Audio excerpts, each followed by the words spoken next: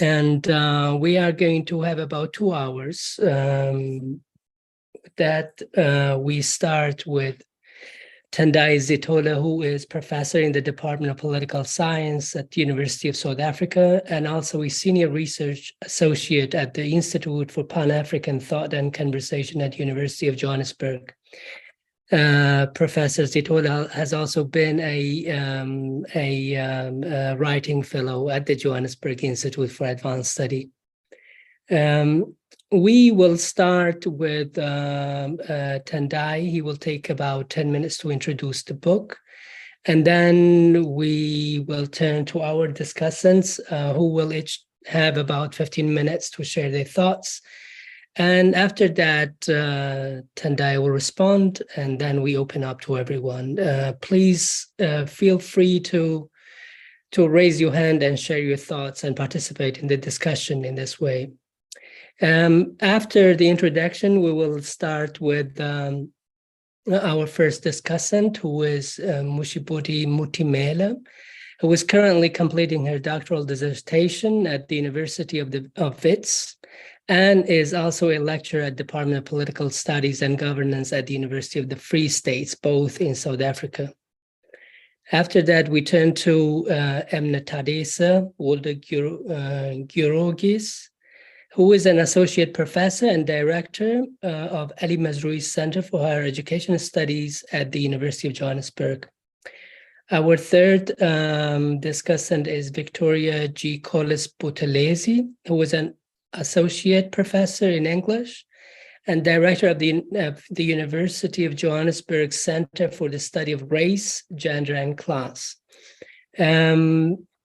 Without taking much more time, I invite you, Prof.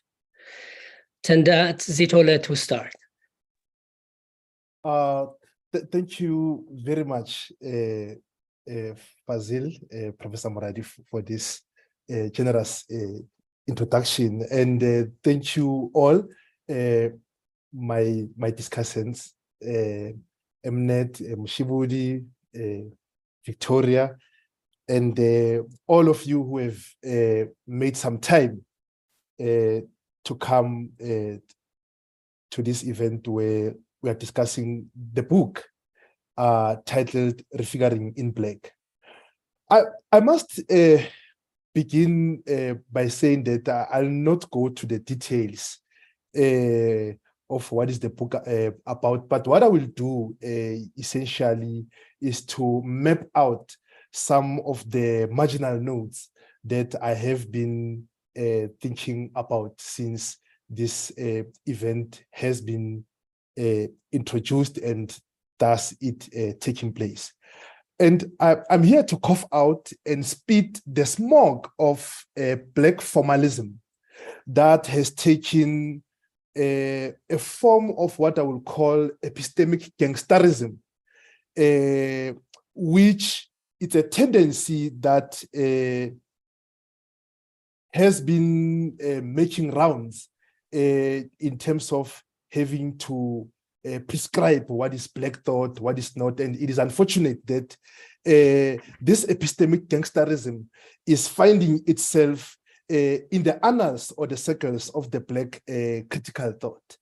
But I'm not here to go into detail into that decadent formation, except to say that this book, Refiguring in Black, it is informed by the Black radical tradition, which Cedric Robinson defines as the critique of Western civilization. So it is from that well where I am drinking from, and it is a well that is watered from many streams of Black thought.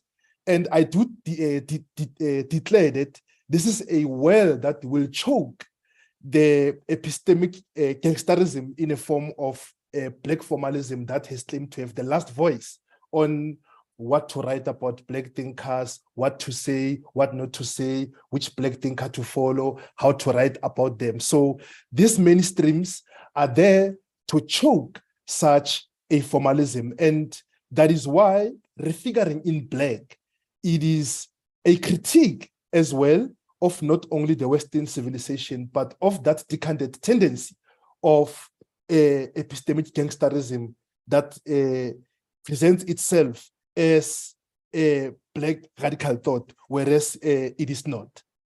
And I must declare that I'm speaking from Blackness in a different way of thinking about figures of Black thought who are featured in this book, and figures who are in the long and non-singular lineage, trajectory, horizon, and also genealogy of the Black radical tradition. And the very idea of this book stems from the provocation. And it is from this departure that I decided to map out a trilogy. And the Black Register was the inaugurative text, followed by this text under discussion, Refiguring in Black. And the details of another book that is about to follow will come in later years, and let it be soon. Refiguring is a method, and it is a method of no method. And by that, I mean it is a methodological anarchy, in a sense that it is a refusal to bow to the prescriptions and restrictions of epistemic gangsterism, which I call Black formalism. It is said that the Black thought police who are invested in this form of this gangsterism, they have nothing to offer but decadence, and they are locked within the edicts and strictures of the echo chamber of purities and closure, and that being the very idea of their investment and them having nothing to offer. So I am not saying that I have something to offer. I'm not declaring that, and that I'm not in pursuit of any form of legibility. This indeed is an offering. It's an offering in a sense that it's an epistemic gift that comes from epistemic humility, which is to say, I do not declare the totality of the thinking of Frederick Douglass, Toni Morrison, Hortense Spillers, and Charles Mingus. But the humility comes from the very idea of offering an epistemic gift in a form, formulation, and reformulation that critiques this epistemic gangsterism that is called Black formalism, and which I do in a way of refiguring in Black, which is a way of having to think otherwise, and having also made it clear in the opening of the book that we need different registers of having to think about the very idea of refiguring. This book before you takes Frederick Douglass, Toni Morrison, Hortense Spillers, and Charles Mingus elsewhere. So it can be understood as a way of marginal notes, those annotations, or that blue note, which is a note that is not in the notated scale, but it is there.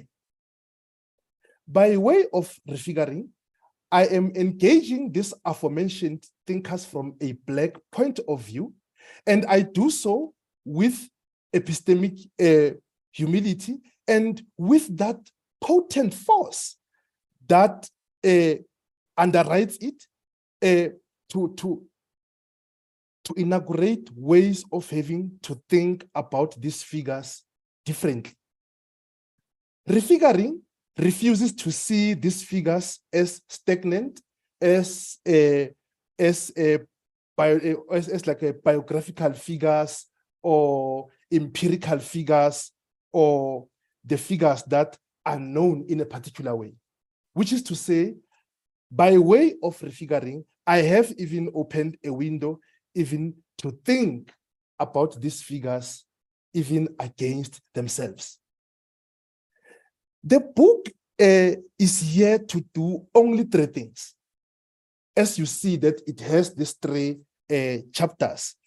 In the first chapter, where I'm focusing on Aunt Hester's flesh, I did take the idea of refiguring as a form of a reef, which is to say, like, you know, to read the known account that has been given by Frederick Douglass in a form of otherwise, like it's an otherwise way of thinking, in a sense that I've returned to that scene and gave it much more exhaustion as it has been offered elsewhere as a book chapter. But I found a provocation to say that I need to read, like to wrap this substance of the text further and to exhaust it and to get more juice out of this account of the Aunt Hester's building by Captain Anthony, and which, of course, for most of you who know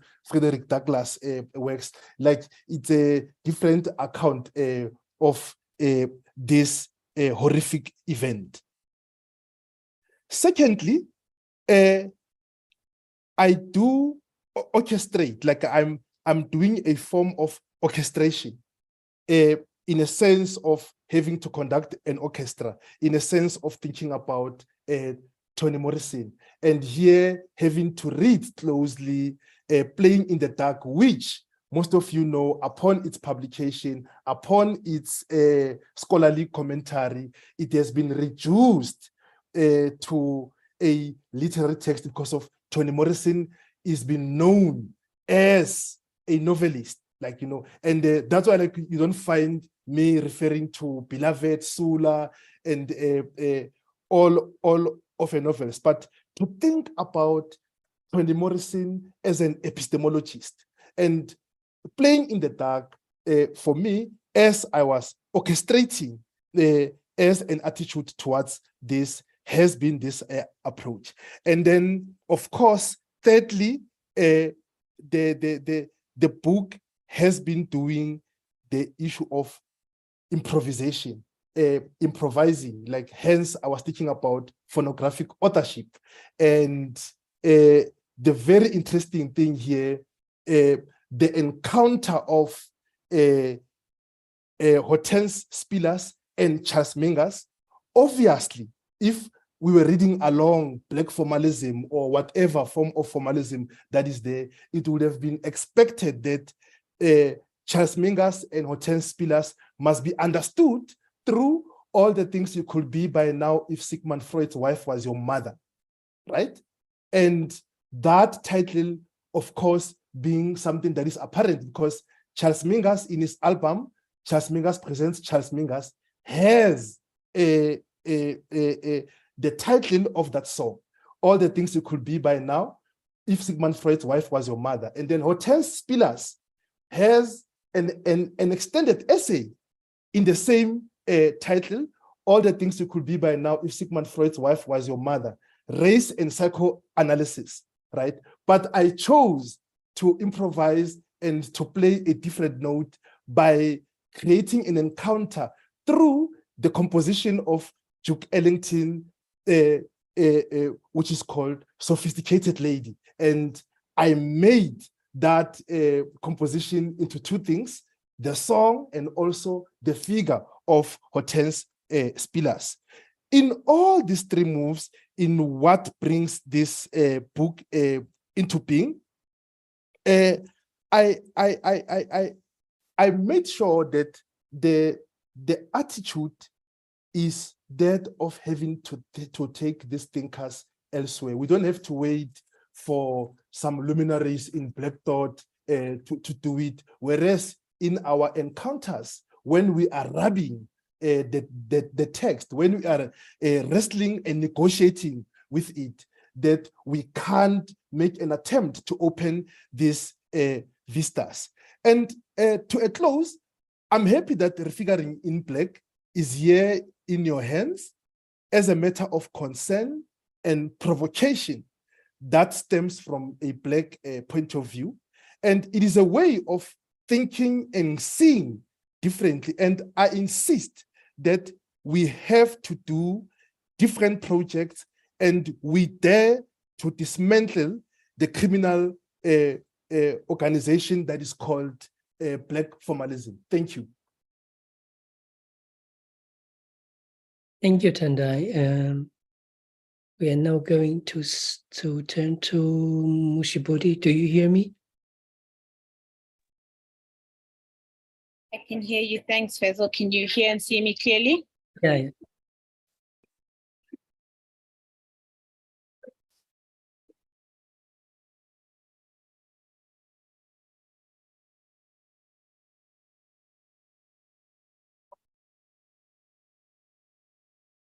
Okay, so I want to start by thanking both Jayas and Professor Sithole for inviting me to be a part of this book launch and discussion for Refiguring in Black.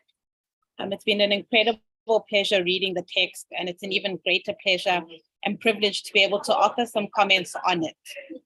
Refiguring in Black is just the latest installment in Professor Sithole's long-standing commitment and investment in thinking through questions of Blackness and Black life, thinking with Black scholars, musicians, and artists, and thinking towards Black freedom and Black emancipatory praxis. Beginning with his first book, Steve Biko, Decolonial Meditations of Black Consciousness, which formed part of a movement that insisted on the insertion of Biko's thought into the discursive landscape of critical theory and liberatory philosophical thought, and including the Black Register, which is the prequel to Refiguring in Black, the 2022 Maboho More Philosophical Anthropology in Azania, the Letter in Black Radical Thought, and the forthcoming Black X Liberatory Thought in Azania, Professor Sithole has a prolific archive of tussling with the major fundamental and urgent questions that demand to be engaged in our quest to create other life worlds beyond the violent anti-Blackness within which we continue to currently reside. Both the Black Register, which Fred Moten described as, and I quote, an illicit woven accounting of that which only has one name, the name of the one who kills the innumerable, the unnameable, end quote, and Refiguring in Black, want to confront the ontological scandal of Black life, rooted in the fallacies prescribed by colonialism, imperialism, and racism, on their many fronts and through their many modalities. As this can only and always be done through thinking with and from the perspective of Black people themselves. In the former text, the work of Sylvia Winter, Ms. Zare, Steve Biko, Assata Shakur, George Jackson, and Maboho More is considered. In the text that is the topic of this evening's discussion, the work of Frederick Douglass, Toni Morrison, Horton Spillers, and Charles Mingus is centered. Professor Sithole insists in the aperture to Refiguring in Black, but I think in the totality of his archive as well, that the current conjecture calls for those of us interested in redemption from an anti-Black world to, and I quote, do things differently and deliberately from the Black point of view, end quote. Or as offered in the Black Register, to provide, and I quote, a witness account and expression of critique from the onto epistemico site that has been rendered object and thus dehumanized, end quote. The most generative aspects of the book for me emerge from Professor Sithole's offering of refiguring as a radical methodology through which to induce a rupture in the current terms of humanity or humanness. Refiguring, we are told throughout the book, is a critical practice, a discourse, a critical disposition, on the edge, a form of reformulation geared towards rupture, so in pursuit to reform rather than to reform, the distinction between which is crucial if we are to, and I quote, repossess that of which we have been dispossessed, which is Sithole's framing. Refiguring, we are told, is a way of seeing in the darkness. I assume here that darkness represents anti-Blackness. To see in the darkness, Sithole insists, is not to see clearly without any light or to see what is clearly visible. Rather, it is a way of seeing that is a call to end blindness. I would like to ask Professor Sithole to say more on this, as sight, seeing, visibility, legibility, invisibility, and illegibility are major themes in the Black radical tradition. I read Sithole as offering us refiguring as a thought-way through anti-Blackness and towards Black freedom. The epistemological entanglements and historical colonial cartographies which birth anti-Blackness are beyond daunting and are rooted in a genre of humanity and grammars of worlding that intentionally erase or obliterate the Black perspective. Sithole himself describes refiguring at some point as a recartographization. It was Horton Spillers, whose work is read in conjunction with Mingus in the third chapter of the book titled Sophisticated Lady on Phonographic Authorship, who said that the role of the Black creative intellectual is, and I quote, through reading and questioning, to be able to write using our gift of language, to induce a new set of demands, reframing not only the field in which we work, but the entire epistemological framework that defines this crisis within the Black radical tradition. So they emerge, I would say, two camps in the attempts of Black scholars to engage in critical work. The first is dominated by those who, even in their most critical leanings, remain enthralled by the brilliant myth of Europe. An integral part of their enthrallment is their blindness to the sorcery of Western cognitive norms. Therefore, I'm much excited by Sithole's formulation of refiguring as a call to end blindness.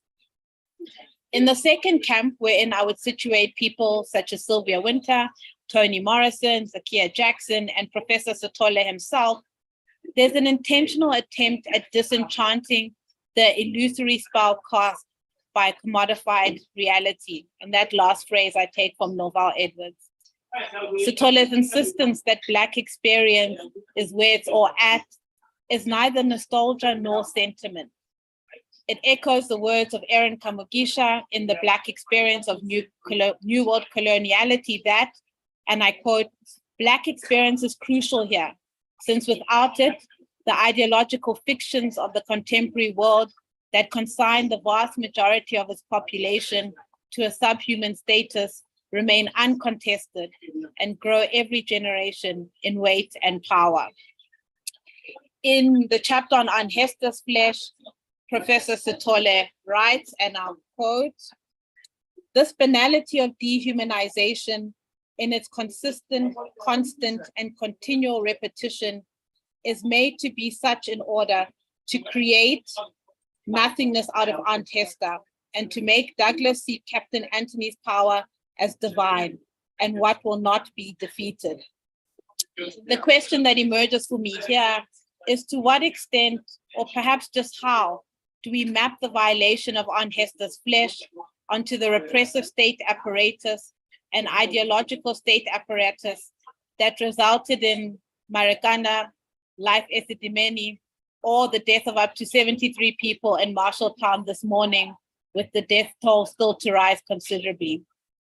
Basically, as you recartographize through refiguring in Black, with an emphasis on specificity, which you foreground, what does the specificity of here inform in your own thinking in terms of the general specificity of Black experience?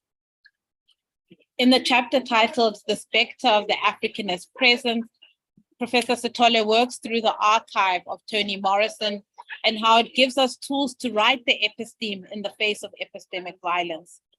This chapter made me think of this quote by Eskia Mphahlele in Africa, My Music, and I quote, when you occupy a township house, after all the graft and prerequisites you've had to pay, which no one can nail on any official in particular, and which must therefore be talked about in whispers, you have to bash down walls, punch new doors, replace the synthetic tin doors back and front, change the rooms about so that the kitchen is at the back, spread outward as far as the small yard will permit, pull water into the house, take one end of the house nearer the toilet. This can only be done if a loan is available to you. This is the metaphor that explains Black life. You're always being pushed into the system of an architect you don't know, on whom you have as much influence as you do on the elements. In Professor Sithole's words, he writes, the Black is no one. No one is there. There has never been anyone. The being of the Black is the being of no one. This is the no one with no name. Even if the Black will pronounce her or his name, this name is still the name of no one. There is nothing. There is nothing out there. That which bears no name is nothing, and to extend this, it does not exist. This is the logic of whiteness anyways. This namelessness, which is something with which the Black is attacked, becomes personified to the point of criminalization and pathologization. This act of dehumanizing is rendering absence where, and he quotes Morrison, narrating and presenting the act of speech, of authorizing one's name to avoid namelessness, will collapse into meaninglessness. Namelessness and meaninglessness are what whiteness entangles in order to abstract the Black, to empty all forms of narrating and presenting it as mute. It seems like you both offer the episteme of the elsewhere as the way to deal with this meaningless nothingness. So I'd like you to locate elsewhere for us, not spatially or even conceptually, but thinking with your idea that, and I quote, Morrison's Africanist presence is the rewriting of the episteme that shakes the surface from underneath. It would seem to me that the elsewhere is in the break, a la Moten, or in the rupture, according to you. But I'd like you to say more to be sure.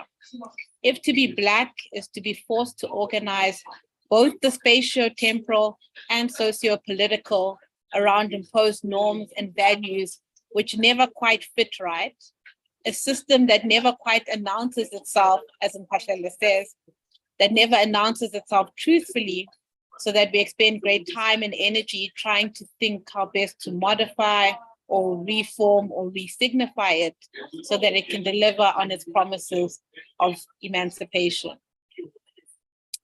The last chapter in the book on phonographic authorship, I must admit, is the chapter I struggled with the most. It brings together Horton Spillers and Charles Mingus around this discourse of sophistication, or a signification of the sophisticated lady that I didn't always follow. Whereas I understand fully where the danger of Spiller's thought lies, please maybe say more about Mingus and how he sophisticates the anti or anti-colonial sensibilities. As you write yourself on the relation of Mingus and Spillers, the materialization of vernacularity is made clear and manifest by Mingus and Spillers, without their obsessing about legibilities, incorporation, and closure.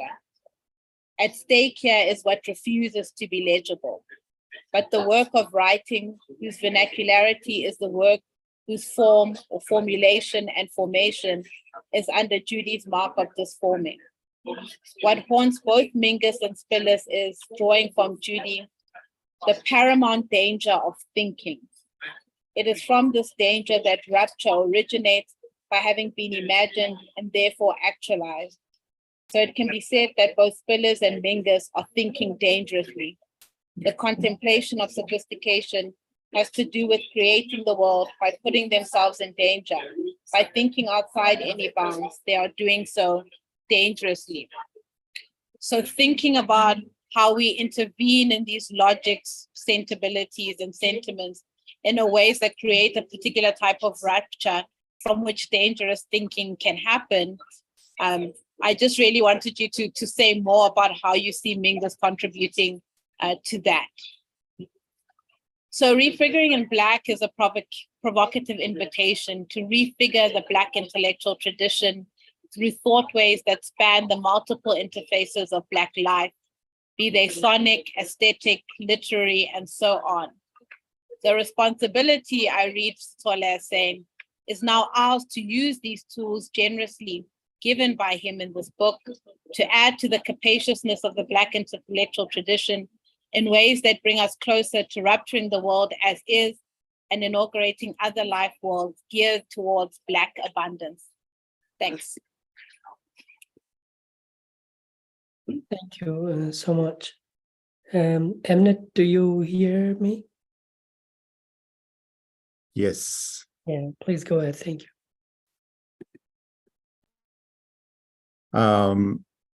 Good afternoon, all.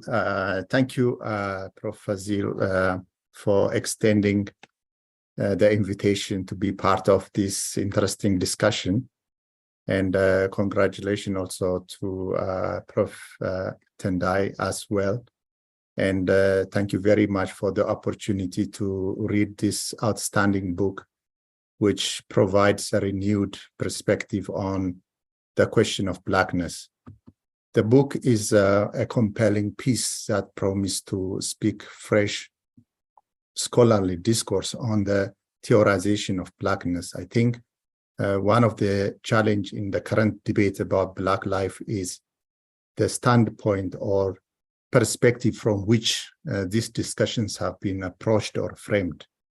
Despite extensive discussions on the complexities and debates surrounding Blackness in scholarly and literary circle, there have been a significant gap in theorizing it from the perspective of the Black experience itself.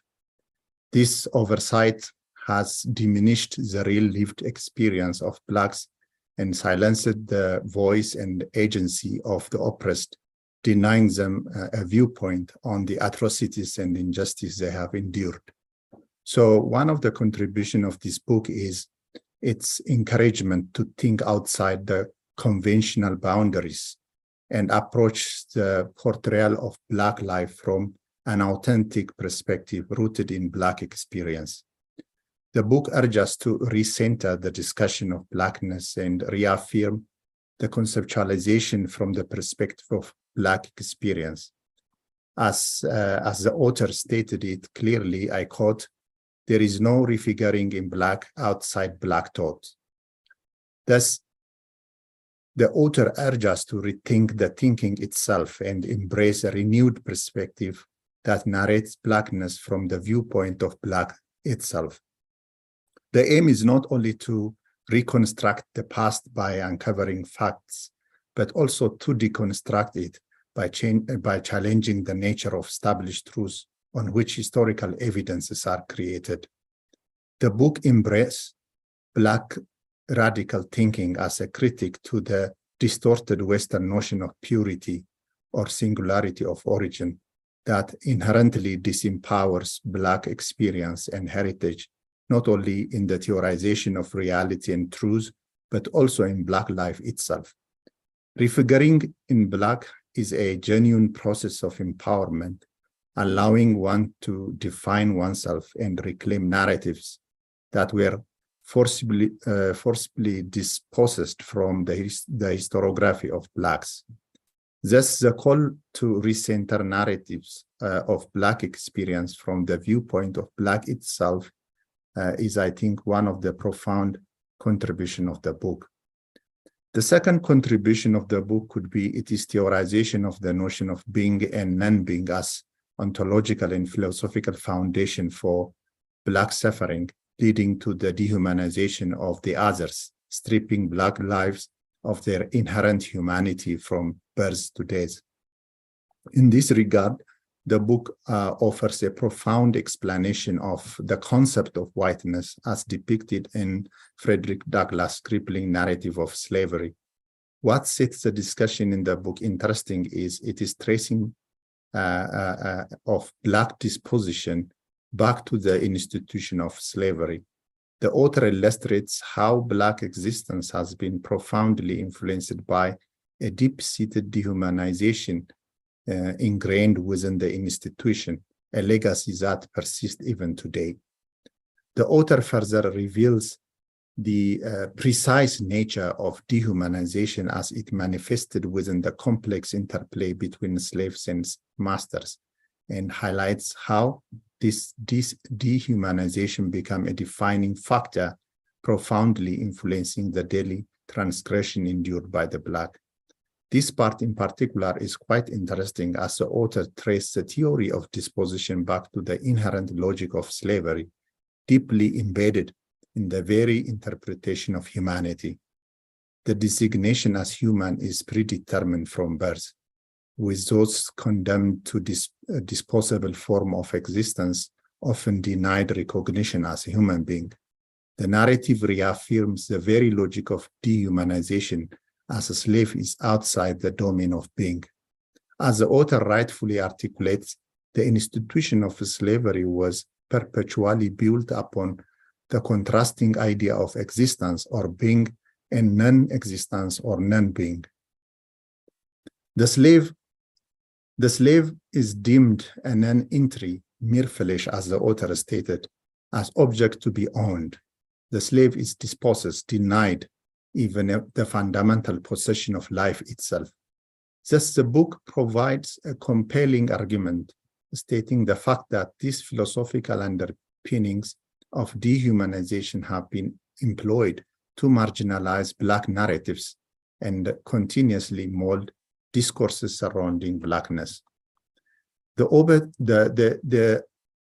author undertakes a comprehensive examination of the foundational narratives underpinning the phenomena of dehumanization as manifested within the historical context of institutionalized slavery. This scholarly endeavor operates within the overarching conceptual framework of being and non-being, exploring into the intricate interplay between these ontological states. The profound significance of this scholarly pursuit lies in its capacity to systematically dismantle the manifested layers of Black suffering by means of critical deconstruction process, ultimately culminating into a renewed reconstruction of the notion of Blackness. In a sense, this scholarly inquiry provokes a critical re-evaluation of the historical and social-cultural paradigms, thus contributing significantly to the broader discourse surrounding the lived experience of individuals of Black descent. The third notable contribution of the book is the compelling connection the author establishes between dehumanization of subjects and epistemic violence. This connection has been extensively discussed by a number of decolonial scholars, but Tendai explained it very well within a certain historical context. Dehumanization became a foundation for the claim perpetuating Black alienation from ideas and knowledge, which is also the impetus for decolonial calls.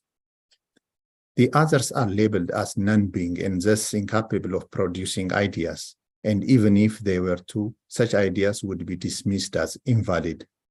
They are not anticipated to challenge their circumstances or shape their own destinies.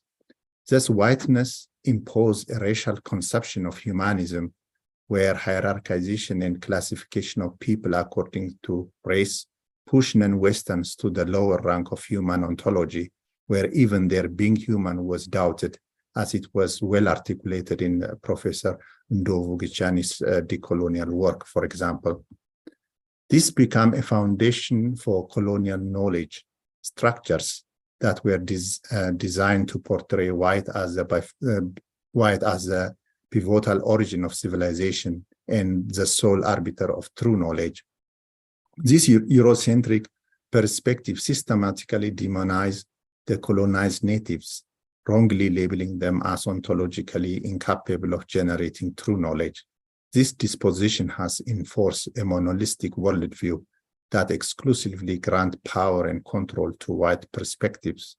It has delegitimized an alternative way of knowing from the others by branding them as savage, superstitious, and primitive. Such dehumanization acts as dominant force, imposing its worldview onto the marginalized others, a world that suppresses the very existence of the slave, relegating them to the status of non-human with no rightful place in society. In Tendai's discourse, there is a meticulously constructed linkage between dehumanization and epistemic violence. This nexus is particularly silent within contemporary scholarly discussions on decolonization. By situating the dialogue within these parameters, Tendai enriches the academic conversation, providing an analytical framework that underscores the intersectionality of knowledge systems and social structures. So Tendai established a well-articulated connection between dehumanization and epistemic violence which is quite compelling in the current discussions of decolonization. As he argued in his book, I quote, "The making of Black self is not only the ontological project, but the epistemic one too." The author urged that the act of being whiteness serve as a subsequent phase of dehumanization. This observation is grounded in the premise that perpetuating such dehumanization is integral to the sustained functioning and continuation of the system in question. This argument underscores the intricate relationship between observation and systemic complicity within the context of structural dehumanization. Thus, dehumanization is the foundation for slave systems and a source of Black suffering, which denied Black a standing or a point of view. Thus, it is quite interesting to see in scholarly narrative presented by Tendai the compelling connection drawn between the inception of epistemic violence and the dehumanizing ethos embedded in the institutions of slavery. This connection underscores a critical examination of knowledge systems and their interrelation with historically oppressive structures. The fourth and most profound contribution of the book is its capacity to provide insight into the metaphysical realm, drawing a philosophical perspective that links the transcendence articity of music with its innate capacity to manifest discourse on the very nature of epistemic freedom. Through refiguring the art of sophistication in the poetic narrative of music, the author embarked on a unique form of expression and writing where the quest for freedom became a persistent pursuit of ending all form of dehumanization.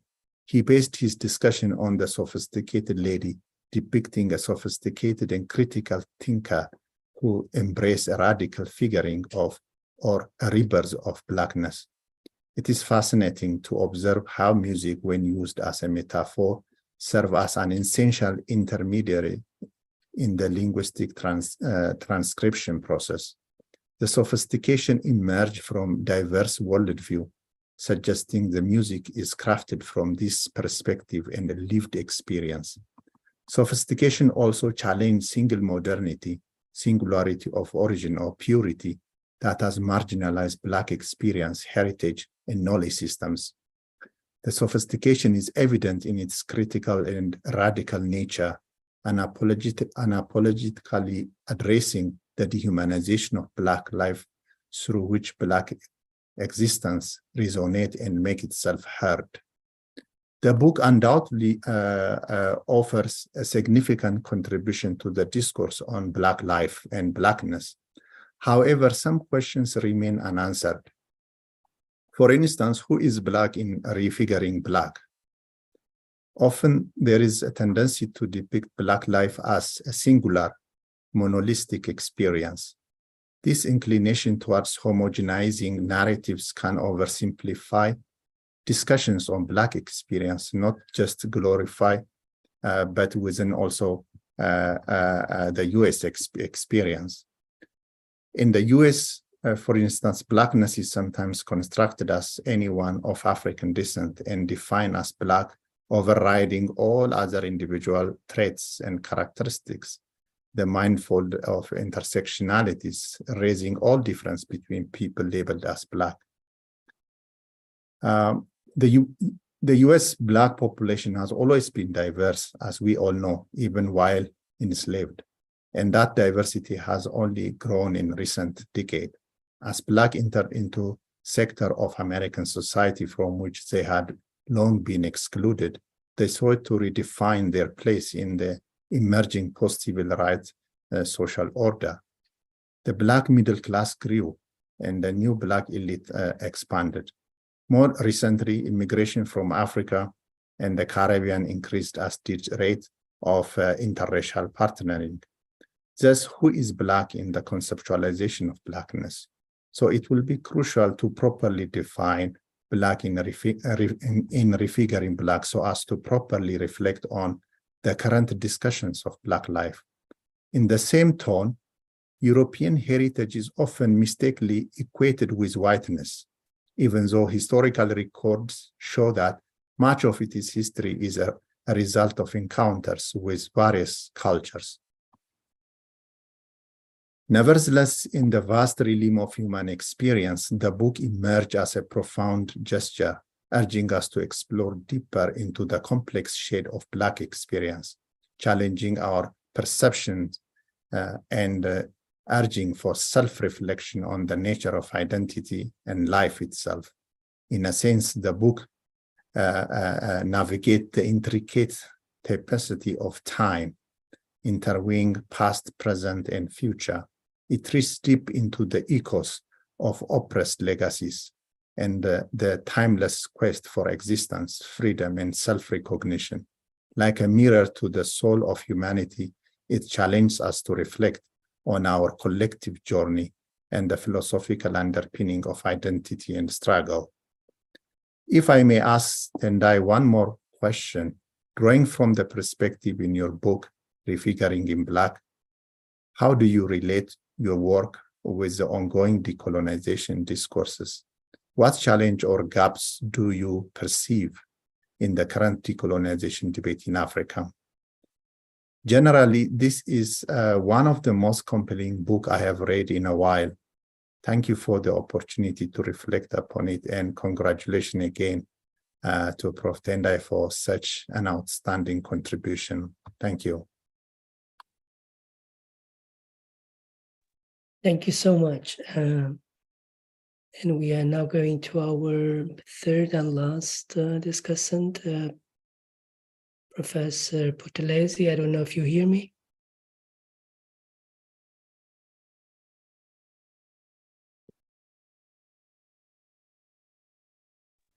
I can hear you, Fazil. It's just having different screens. Okay.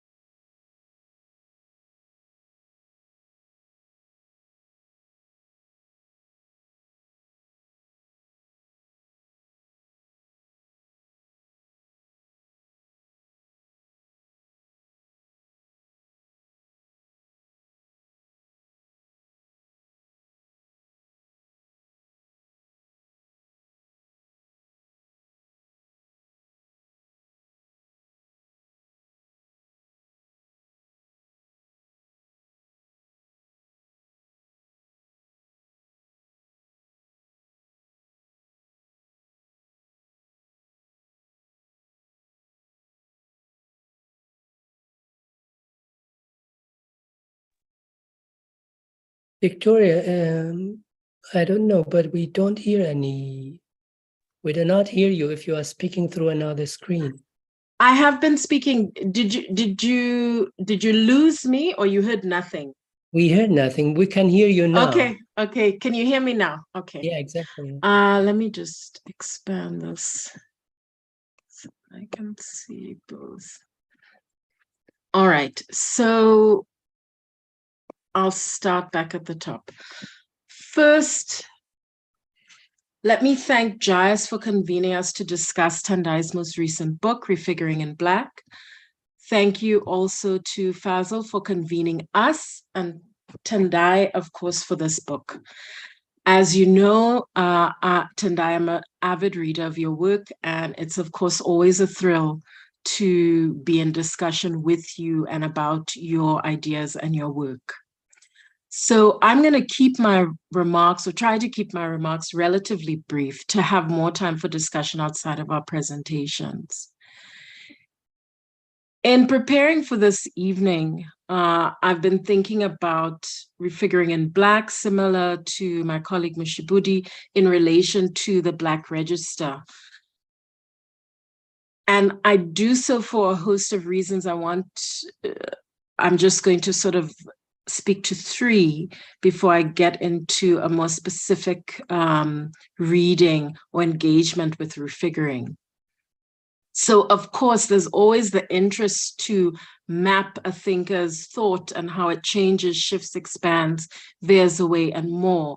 And of course, the investment in doing that, specifically in relation to Black thought and how a Black thinker makes that move and development. And when I say that, I'm not speaking about Black as common sense definition or definition by external gaze, but by definition in terms of the author's claim to Blackness and to Black thought. Second, I think if I think about Tendai's, your work overall and your investments, where music is a central concern of yours, there's a way in which, and I'd said this to you when we spoke about the Black Register, there's a way in which it is not, I know it's there in the background of the text, but it is not in the foreground in the text itself. And here, I think, I mean, the claim is, and I quote, refiguring in Black is a threefold composition, a suite. It is chapter 1, tempo, chapter 2, acceleration, chapter 3, resolve. And even if we think back to how you sort of brought us into this, Tendai, the reference to the book as orchestration, that you are conducting an orchestra here. Third, for me, in thinking why it's important for me to think the Black Register in relation to refiguring is, as Mushibudi pointed to, is your claim in the acknowledgements that, and as well in your opening, that refiguring is the second installment of the Black Register. So I've then been thinking about the book in terms of which investments and concerns are present in it as a second installment and which have fallen away, which have newly emerged, or at least emerged perhaps in a slightly different articulation. Where in the Black Register, Tendai is perhaps a little more interested in the human and being and non-being explicitly in terms of, and I quote, upward mobility and liberal meritocracy, as in how those are expressed and related and those sites of contestations. In refiguring in Black, the interest to me is more in the work by the quote unquote Black authorial voice to challenge and refuse dehumanization, not necessarily so much to claim the right to be human. And it's not that I think the Black Register is about claiming the right to be human, but here is where there is, I think, an even more explicit articulation that the interest is not in reclaiming the human as such, but in the refusal and the challenge to dehumanization. And the thinkers who are engaged in that, and Black thought in relation to that. So now to go into kind of my specific engagement with refiguring, I want to point out before going into that, the Black Register, in terms of just thinking about both books in terms of temporality. And I don't mean when I say this that refiguring is not timely, but there's a way in which the Black Register is, as much as it draws a kind of historical line, it is very much a book of its immediate moment of emergence. It is about its present. In a way, and I say this in relation to the point I was going to make now, which is that in a way, refiguring is a book that proposes a method as much as it practices it, but the Black Register, I think, is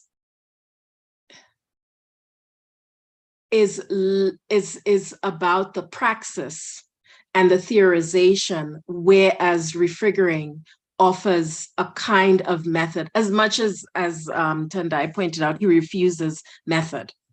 It's a kind of anti-method. So that is, it articulates Refiguring as an act, a verb for the grammar of what we need to do from the position of the Black thinker, the Black intellectual. And here I want to ask Prof. Sithole to say more about his move in the text between reconfigure and refigure. If I'm reading him correctly here, and that's on, I just want to, page 8. To reconfigure is to forge, to make something otherwise. Also, it is to forge ahead. And there's ellipsis here.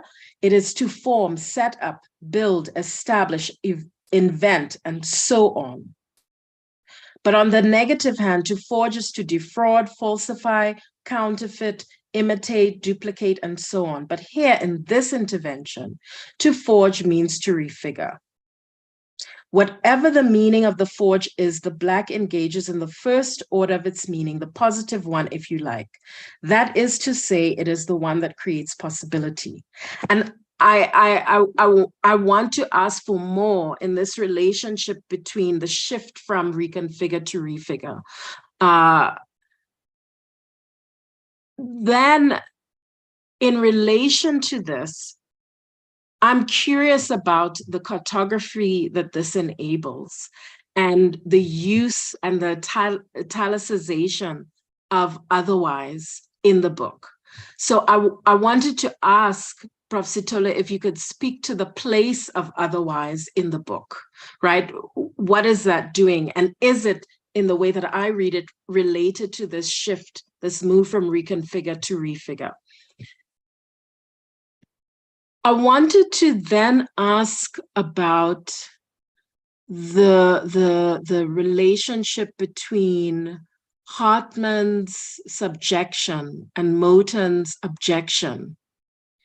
So I'm going to draw on text from page 35 and page 41. Now on 35, at the bottom, is important to add that this is the subject who is dehumanized in order not to be human, or in quotes, to be, end quote, human.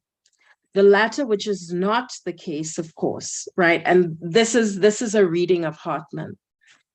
By 41, the shift is to,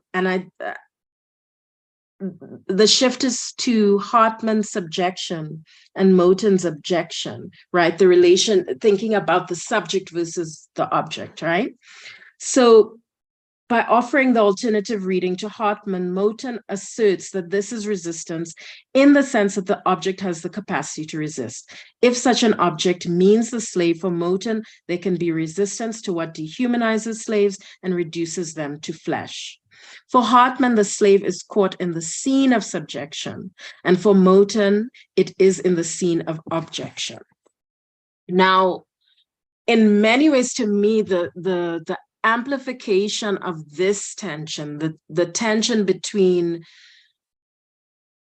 how do we engage subjection and objection, the slave and the Black as subject object, is the implication of this, I think, is one of the enduring interventions and contributions of your work, Tendai, and the question of Blackness as subject position versus object or thing, right? So I almost want you to, I want to hear even more, because I think you keep the tension, and it is one that is present in the Black Register, the tension between Black being as subject and subject formation, but also as subject to subjection, and Black being as denied being and thing, an object. So finally, I want to come to the mark in the third chapter, the Spillers and the Mingus chapter, or to be more precise, the marked woman, which you write about as the Black maternal. And to me, this chapter and what you're doing with text as word and text as sound, and you have that section text and tongue, is you, you know, it may not be, but for me, it is you really going into the relationship between the word and sound, and your investment in sound, pushing beyond and around the word and articulating Blackness and what it is to be Black and what it is to actually fight with, wrestle with the possibility, as you refer to it throughout the book, but also the possibility that is available, but also the impossibility of rendering that experience audible, but it is always rendered audible and in speech, and such, and those two sit together. But I wanted to ask for you to say a little more in terms of what happens here between Mingus and Spillers, and Spillers in terms of the multiplicity of positions of the marked woman, that both is the Black maternal, but is also maybe about a kind of the ungendering, the denial of the Black maternal, but other forms of Black non-masculinity. And I'll stop there. Thank you so much, Victoria. Tendai, you can just take you a few minutes and respond. Yes. And after we just open up. Yes. Thank you so much. This has been so generative. I think I've written the third installment of the trilogy. Thank you so much for this. And I'm hoping that those dossiers that you've given me, they are going to be in a finalized form, because they are pushing me and they are showing me even some blind spots and some even questions to think about. But let me start at the end. You know, it's interesting that Mingus is being accused of like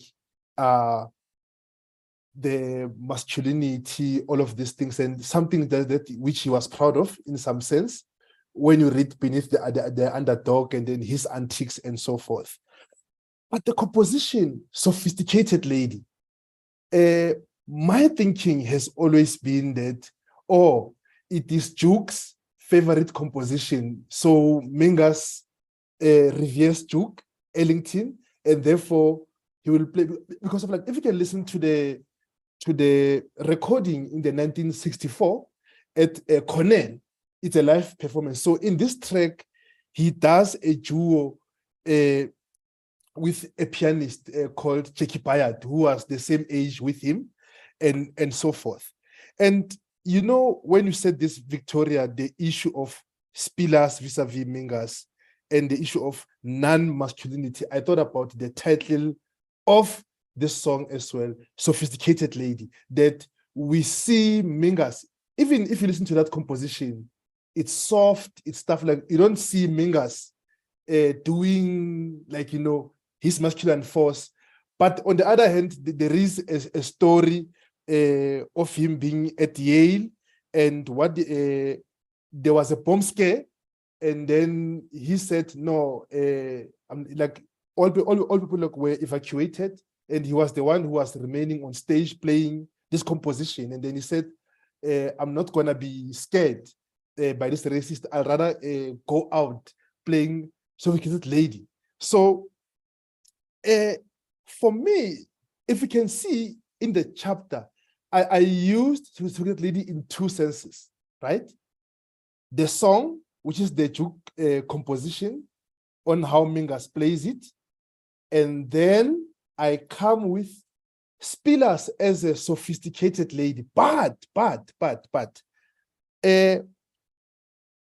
I'm refusing this idea of Spillers as a doll, this beautiful lady, you know, all she does is to present herself, but she is thinking, like, you know, and then she's thinking sophisticated thoughts.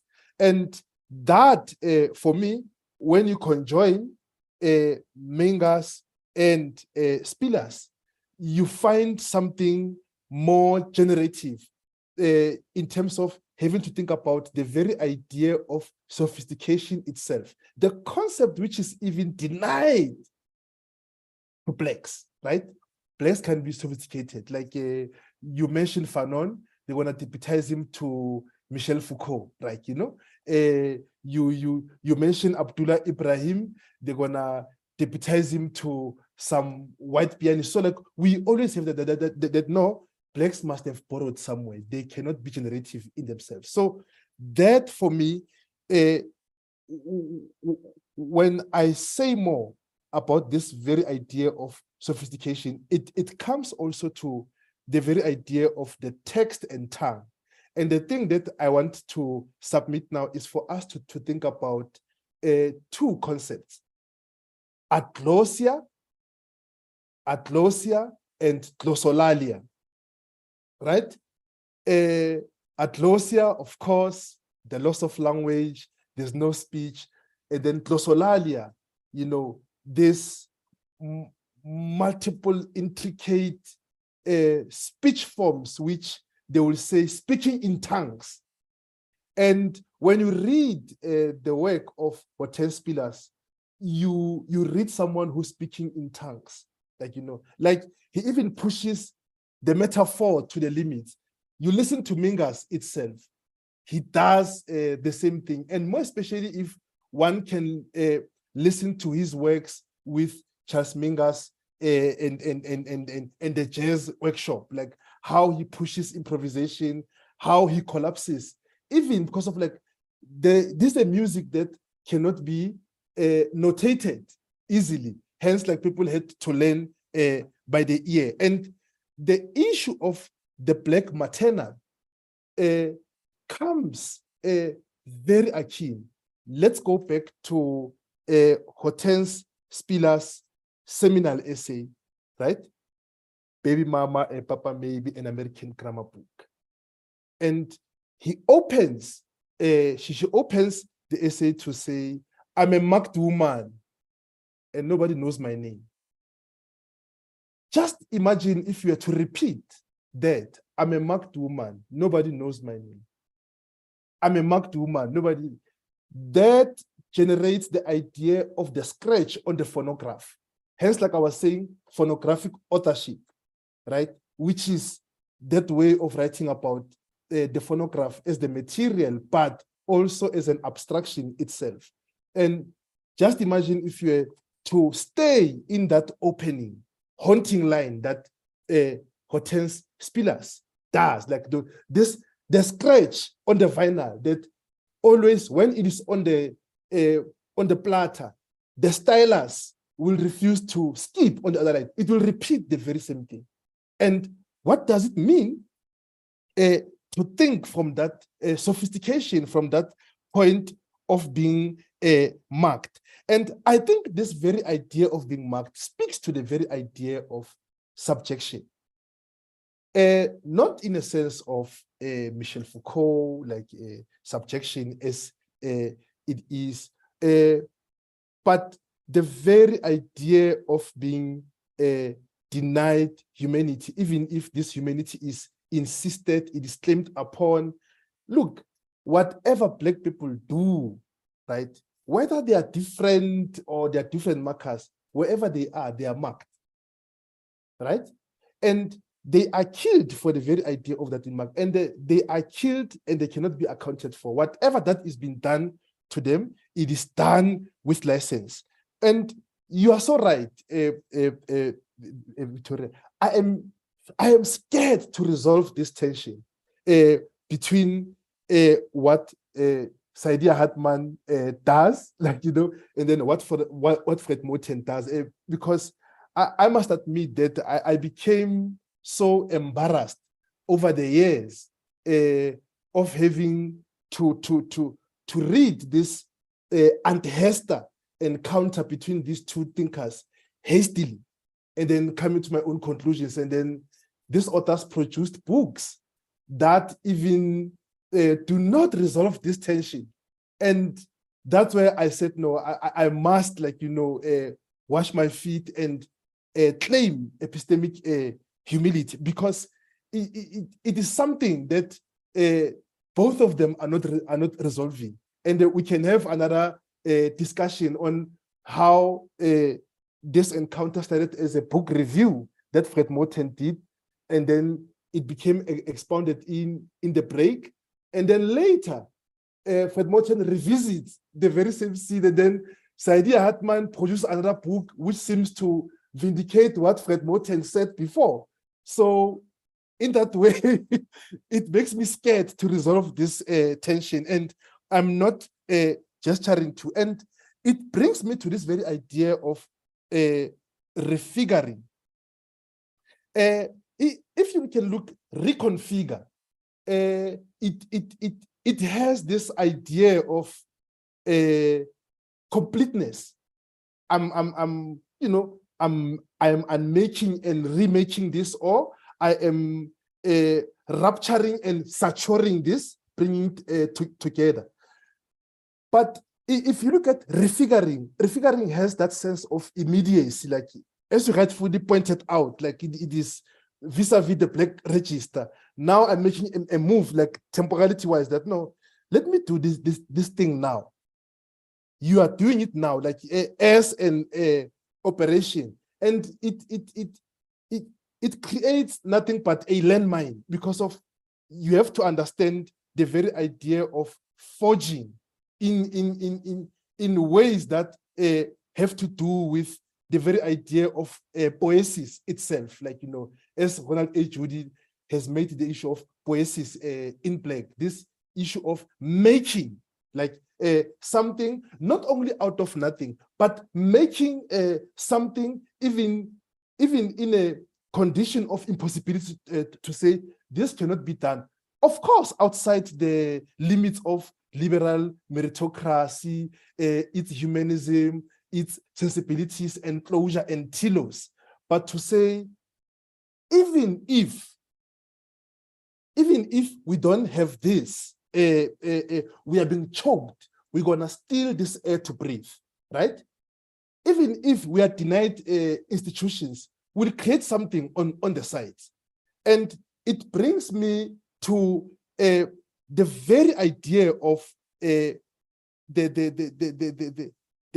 the issue of having to forge, because usually, if you think about forging, it has this thing of forging ahead. But what would it mean to forge now, like staying in the hole, staying in that scratch? To forge in that scratch, like if we listen, I'm a marked woman, nobody knows my name. On this repetition, obviously we're gonna be bored because we are hearing monotone. But if we are refiguring in Black, we're gonna hear some sophistication there, right?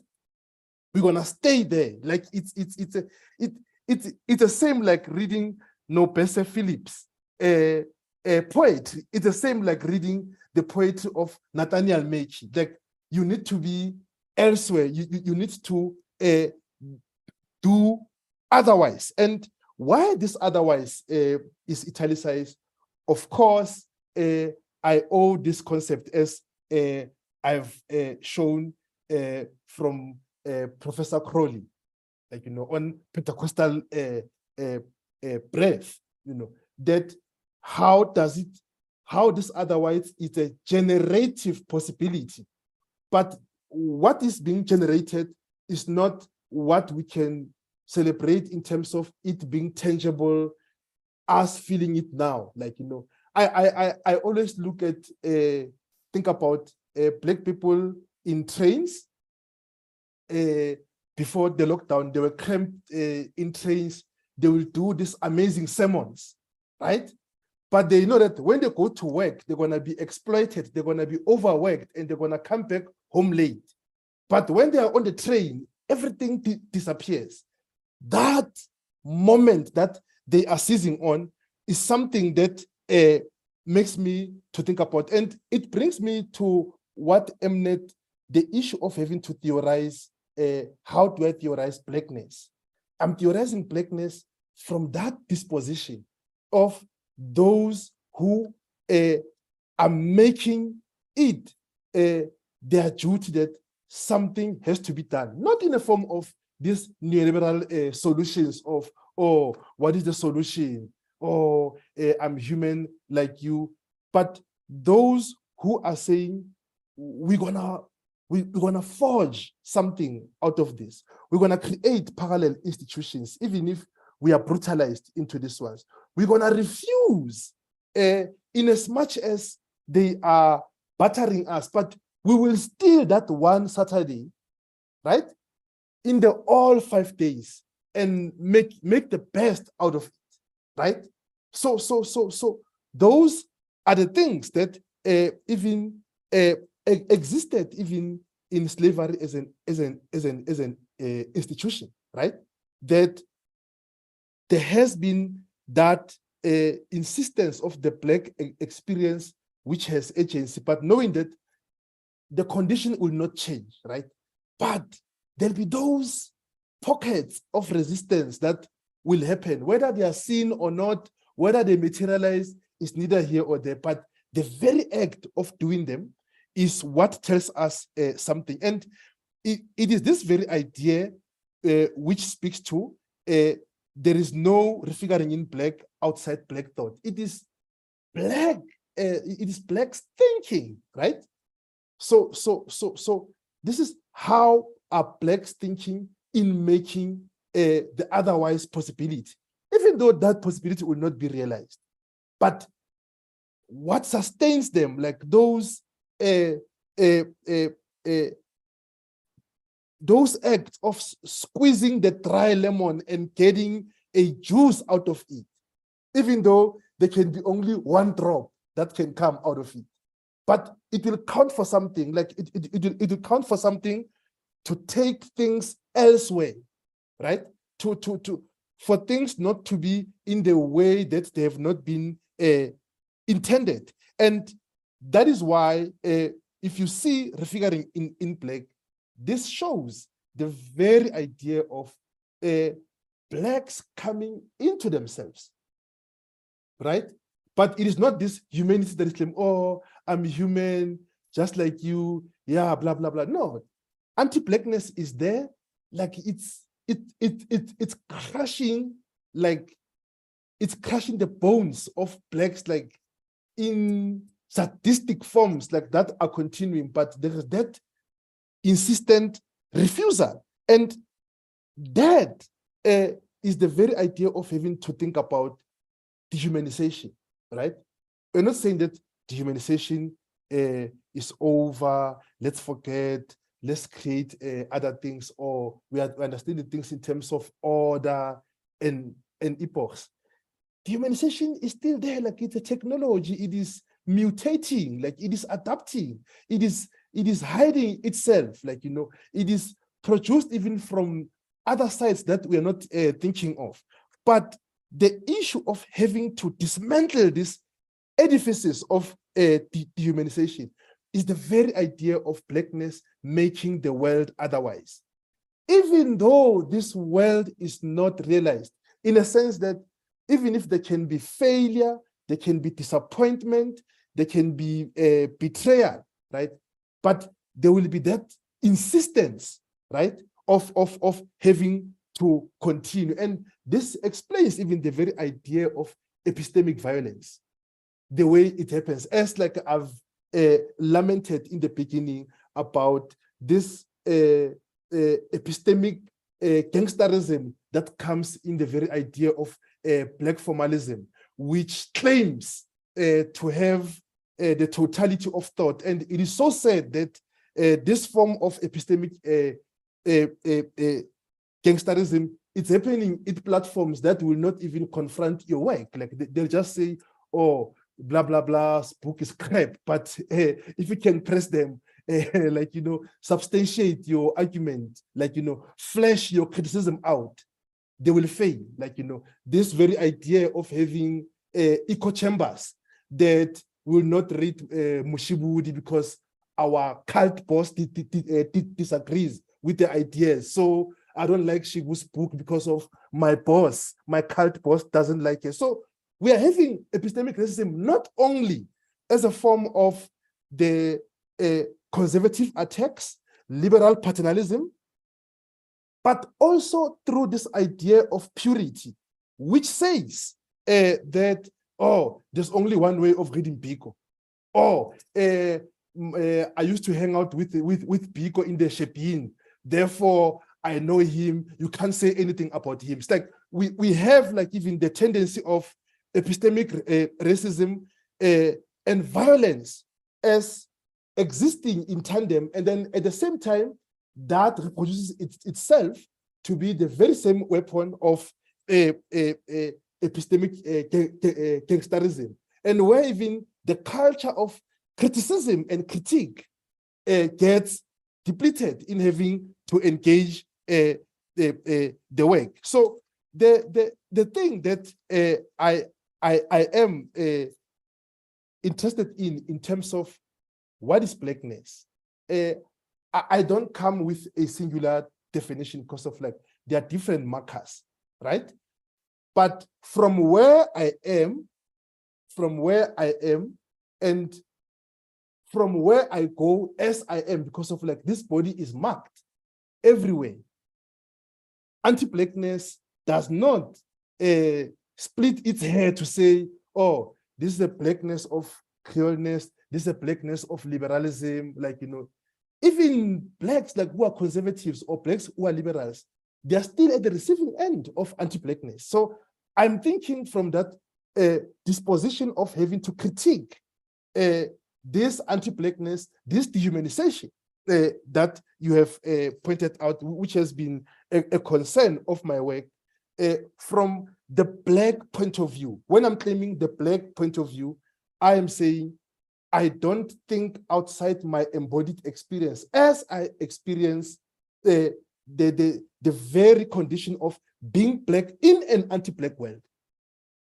So when I'm thinking from that disposition, I'm going to have different questions. But for those who have a different experience of not knowing settler colonialism, land dispossession, or the long historical arc of conquest, they are going to have different concerns, or from those who are ethno in their approach. And what I'm saying as well is that epistemic gangsterism, by way of masking itself as Black formalism, it is that which claims to be the totality of even that there's a singular way of reading Biko, or the singular way of claiming Blackness.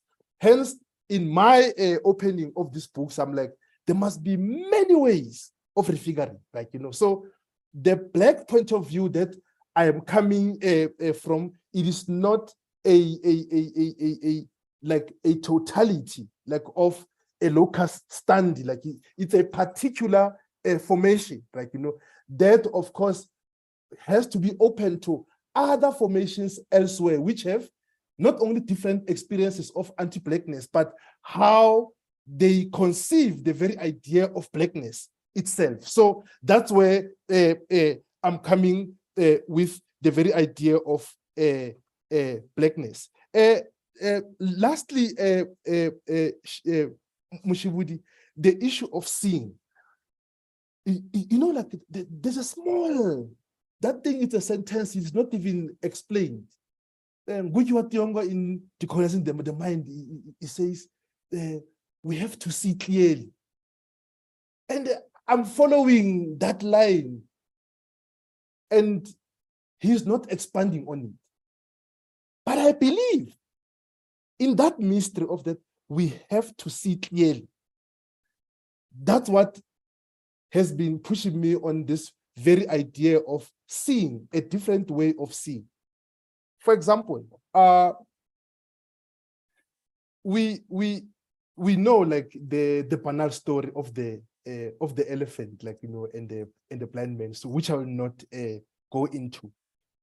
But the question that I will ask is, what does it mean to see what is not there, right? But insisting that it is there, not because of it's an object of loss, not because of, but you are seeing this thing. It is outside dogma, it is outside belief, like, you know, but there is the way of wanting to see this thing that is not there. Not that it must be legible, it must be tangible, but it must materialize. And I think this is the potent force of Black radical thought in having to create experimental ways of thinking. So when I was saying this very idea of seeing, it of course like rubs its way with the ideas of legibility, affect, and so forth. But I believe that the manner in which that Ngugi wa Thiong'o referred to that, we have to see it differently. I think that it is something that continues in a serial form. That, let's say, for instance, I can see that which I'm seeing, but what would it mean to see it differently every time that I see it? And this is not a matter of flux or instability or complexity, no, but that way of seeing beyond the limits that are being imposed. And this as well, it will create a different way of having to perceive things. For instance, the events that you've just mentioned now, and in our short modern history, I'm even thinking about how do we have amnesia after that? Like, you know, we forgot about what happened in Brie, like, you know, and then we forgot even about what happened in Esitimeni. Like, there is this amnesia that exists, like there is this switching. So this thing, I will link it not only to sight, but as a way of also having to remember. And not in terms of memory only, but that remembering which refuses to forget, or that RE/member, right? Like the remembering of those who are dismembered. Like, how do they remember? How they are not trapped into events. For instance, we are going to go to the Steve Biko orgy next month, right? Next month, it's a Steve Biko orgy for only 1 week. Oh, Steve Biko this, and then, oh, we must remember Biko, blah, blah. And then you will see even the agenda setting of the meeting. And then after that, we forgot. So that way of seeing is what I am pursuing. And indeed, when you mention also these events, is how they are made to be desensitized in a way that we are thinking about this death. Like, look at now, even if like the body count can be in disproportionate numbers that are unimaginable, it's still going to be, you know, something that is not, how can I put it? That is not ontologically urgent. Like, you know, like it will just pass. Oh, we are used to this. Whereas we're not used to this. Or as if, oh, that's how things are. And then whereas they are not how they are. So the issue as well of the elsewhere, I believe that this elsewhere is not a destination. This elsewhere is not some utopia or some lost space, or but I believe that this elsewhere is here. Like it is this elsewhere that we are making. Like, you know, and in that gesture of creating this elsewhere, there's a pushback even against us not to see those parts. You know, the very idea of even to think about the elsewhere as that which is out there. Like, what if this elsewhere it is just here in this present? How do we think about it? And refiguring in that sense, I was pushing for it since, like, you asked even a very interesting question about how do we think about Mingas, which I touched in the beginning of my response. There's a question of, if you think about Mingas, the question of sensibility and sentiment. In his radical thinking, and I will gladly share with you, there's a manuscript that I finished titled Charles Mingas, subtitled The Aesthetics of Black Malpractice, right? So the argument that I make there is that Mingas is not reduced to sensibility and sentiment in a sense that the jazz tradition that he was in of bebop, where he cut his teeth, he claimed classic music, like, you know, he took its element and then he took bebop and then he fused them together. And even today, no one sounds like Charles Mingas. Like, you know, you even listen to Eric Dolphy, like he is doing the very idea of the aesthetics of black malpractice, the concept that I take from J. Cameron Carter. And it brings us to the very sense of having to think dangerously, right? If you think dangerously, you are going to be a target of epistemic gangsterism, right? You know, and if you are weak, you're gonna concede and try to please them, and then whereas they are decadent themselves, they have nothing to offer but noise. Now, the issue with having to think dangerously is the very idea of having to refigure, like to read things in the margins, to embrace error, like, you know, to push for the very idea of thinking in a way that is going to be generative. And it does not mean that it has to be applauded or appreciated, like, you know, but it is having to think from this commitment that goes to elsewhere, the elsewhere, which is not a destination. Thank you. Thank you, Tendai. We have about 20 minutes left, and we are now just going to open up to any questions and discussions. And I would like to invite the discussant back. If you have any immediate thoughts you want to share, or you can just join the others in raising or commenting questions, commenting on what Tendai just shared or his book. So we have Lerato who has raised her hand. Please go ahead. Thank you so much. I hope I'm audible. I have bad network here. Can you hear me? Yes, yes. Thank you. Yes, Prof, thank you so much. It's always a pleasure to interlocute with you in these spaces.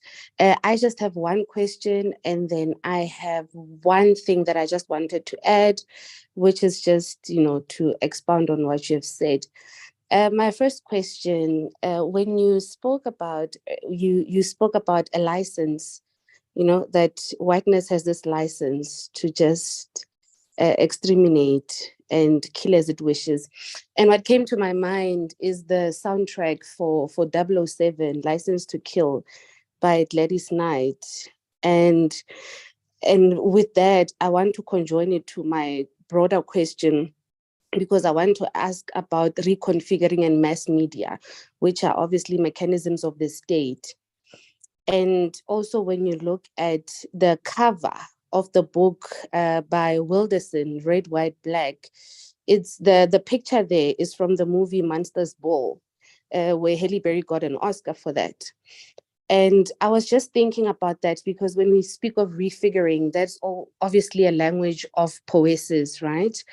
And when we speak about a license to kill, we are alluding to the contract that civil society has with anti-Blackness, that, we can go out any day.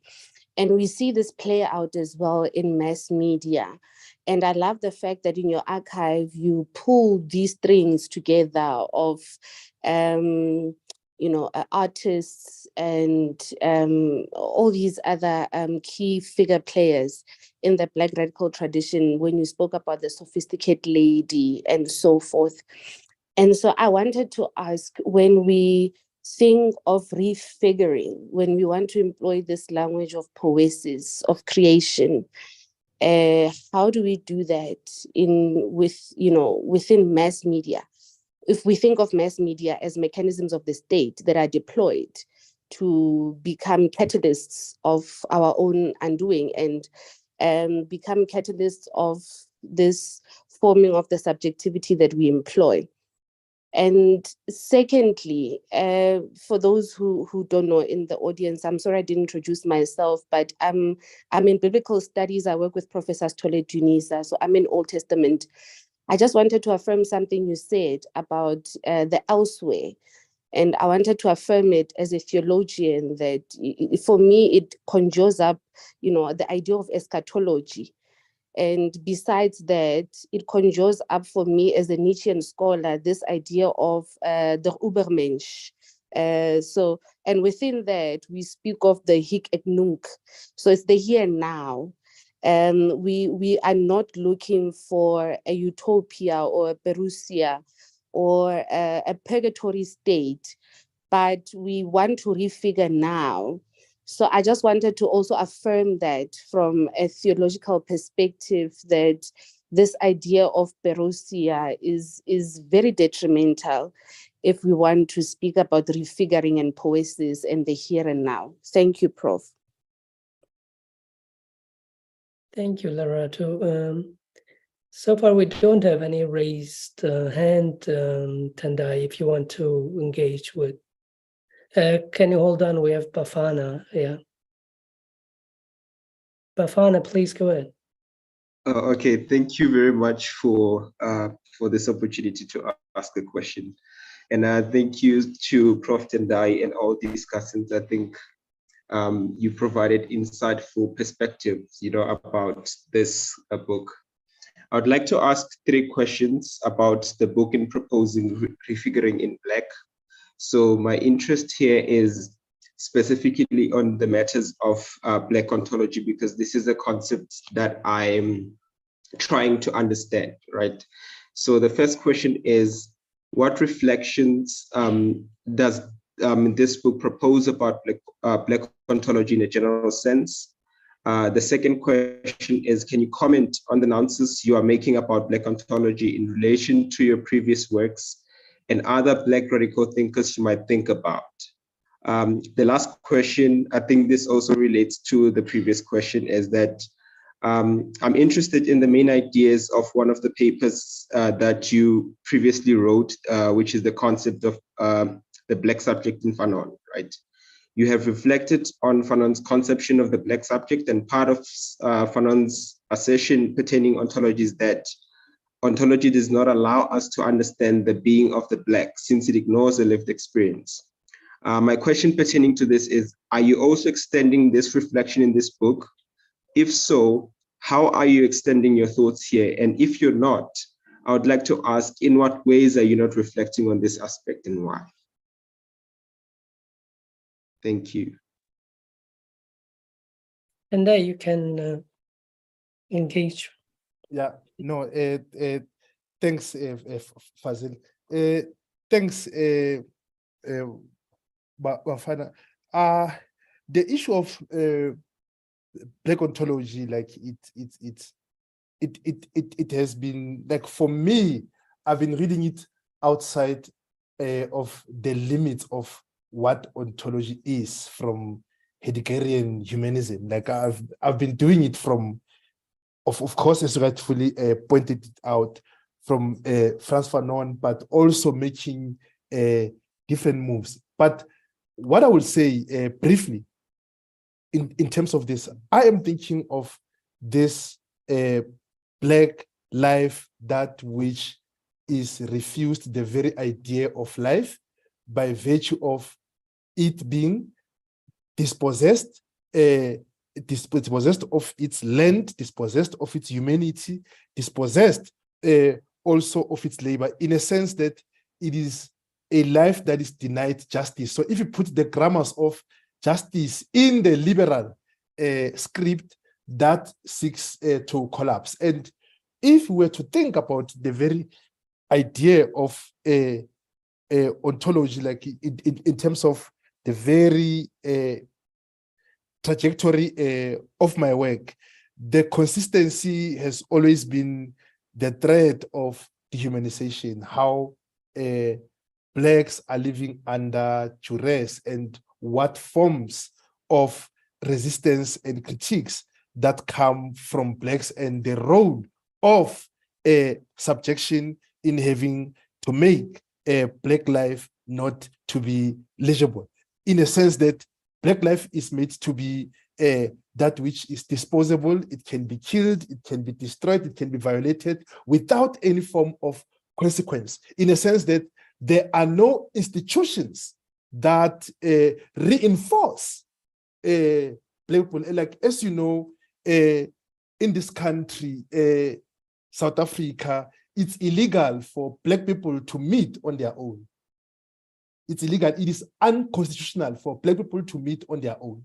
And this thing, it came out of the ridiculous ruling that was done by the South African Human Rights Commission, which has become an anti-Black structure itself. If one can think about the existence of the Native Club, Forum for Black Journalists. So I'm thinking of Black life in terms of those conditions of denial that exist. And of course, the very idea of the way I was thinking about the concept of the Black subject in Fanon, it has been something that I'm doing different moves now. And the reason being, I'm dealing with different thinkers, and they elicit different responses. And linked to that, I think I've answered Rato's issue of the license of doing things to Blacks without any form of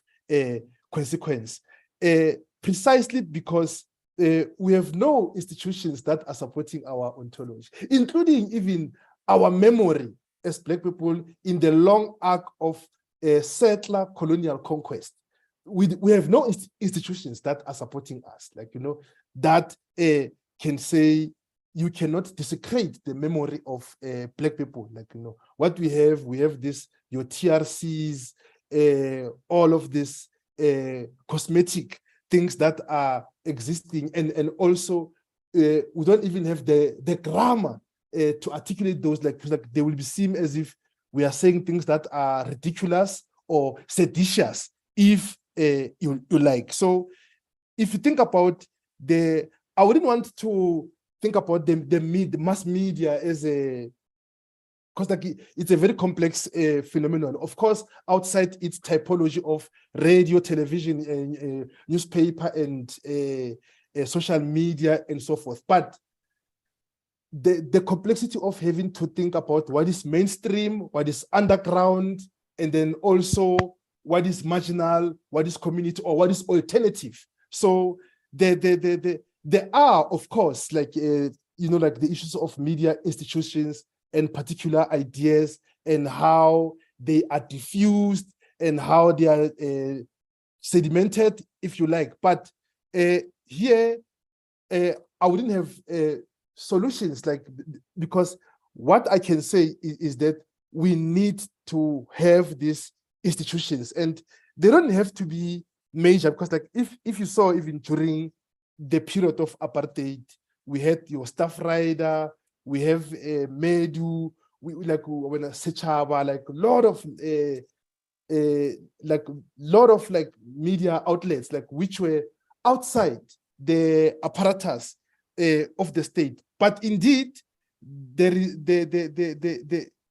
if you think about the very idea of having to deal with matters of refiguring in terms of poiesis, which is something that is not divorced from each other, I think both are constituted. There is a need to even think about the ways of having not to normalize what is already liberally scripted to us by form of the liberal consensus. We need to do that different way of thinking, that critique, even if it can be accused as archaic, irrelevant, out of time. So we have to insist in those issues in whatever discursive and interlocutory spaces that we are in. Thank you, Tendai. I would like to invite everybody to the discussion. So just feel free to raise your hand or type your question and I will read it. There is, Tendai, this question. There is a lot in the book. But there is this question that you also touched on and discussed, and which Emnet brought up. Of course, it is clear that the book deals with certain writers, thinkers, and writers not only in terms of textual writer, but they can be also, since text is not only linguistic. But there is this question of circulation and the becoming of knowledge in circulation. And this metaphorical phrase that you used, to squeeze a dried lemon. So we're just wondering about how if you can engage with this. Of course, it's clear in the book to me as I read. It's quite clear. There are these also untranslatable moments, and that is the first chapter that you deal with. Douglas writing about Aunt Hester, writing about that moment, which is absolutely, according to Toni Morrison, is untranslatable, but at the same time it is, and Douglas has written about it, and we can hold the text and read it. And that text by Douglas that you bring to us in your book, which means it circulates beyond you and us, to generations that will have to remain as foreigner to us, but not to Douglas and not to that history. So how do we deal with this question of knowledge in circulation and becoming in circulation, through circulation, as a critique of insistence on certain origins?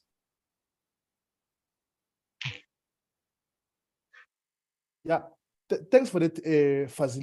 Like when you are talking about this very idea of circulation, I'm thinking of this idea that I've been pushed to think on by Professor Ronald Jody of influences and confluences.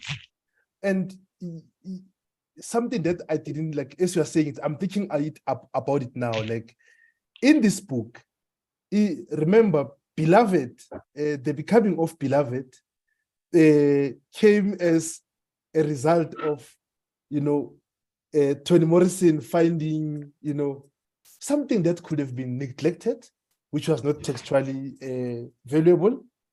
And then also Morrison continuing in what Frederick Douglass inaugurated as the slave narrative, because what Douglass is doing, it's from the collection of his memory. Because if you can see my narrative life and then my freedom, my bondage, like there are those disjunctures, and then I even highlight even the idea of Hester and Esther, like but that circulation for me, and then also Spillers as the one who takes it on, like in a sense that she rewrites the American grammar book. Then Mingus, what does he do? He recomposes the American songbook, you see, and then there is influences and confluences which even critique the very idea of that which is linear, that which is monolithic, or that which cannot be thought otherwise. And I believe that the very idea of refiguring lies in those forces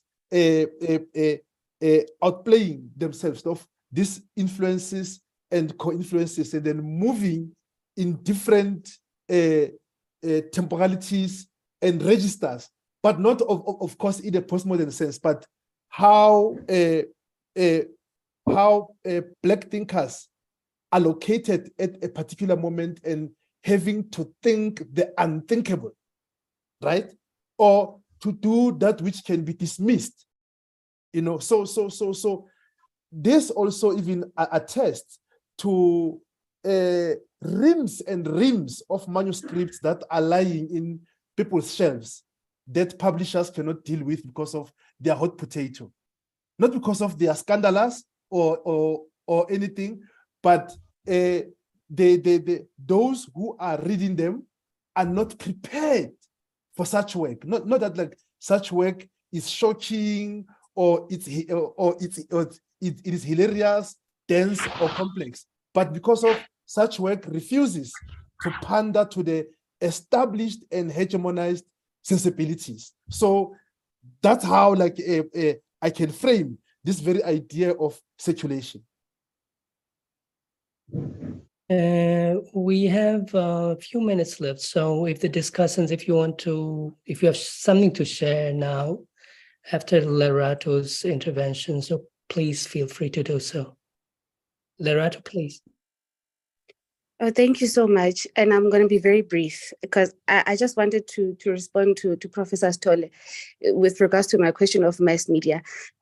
Yes, modalities exists, right? And we do operate under a hegemony. And that's why I made examples about Monsters Ball and, A License to Kill and Sophisticated Lady. And I see it as well a lot in your own work lately with your open-ed pieces where you write about DJs that are performing otherwise or in the underground or outside of the establishment. And so I guess perhaps my question wanted to come to what you just said now, which I feel like you just provided me with the accurate grammar that I lacked before when I asked, confluence and influence.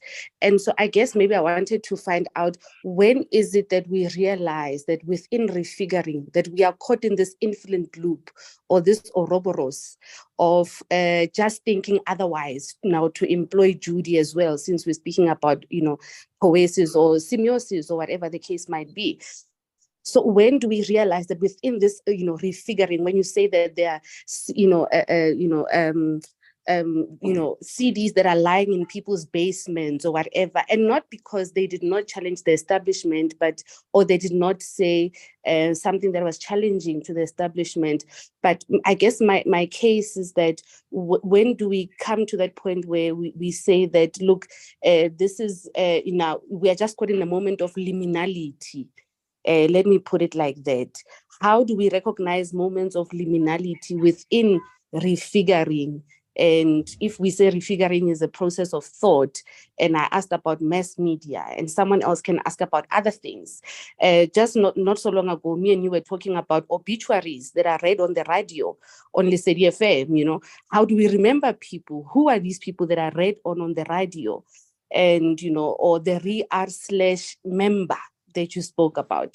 So I guess my question was leading to that, of this constant positioning of liminality. How do we get out of that within this process of refiguring? Thank you, Prof.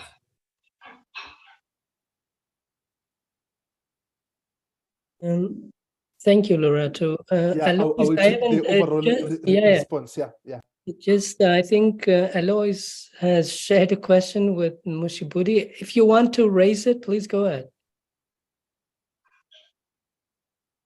Alois?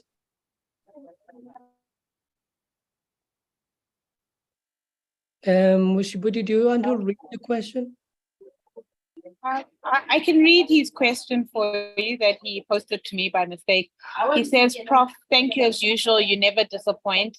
My battery is low. I may not be able to listen further. I joined in the middle of your presentation.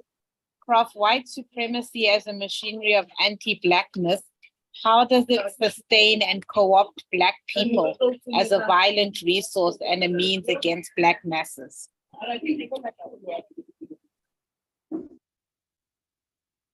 I don't know if, Mushipudi, yourself, Mnet, or Victoria, if you will have something to share before Tendai responds and before we end. No? I think we want to give Tendai the space. Okay. We can wrap after. Okay, Tendai, please go ahead.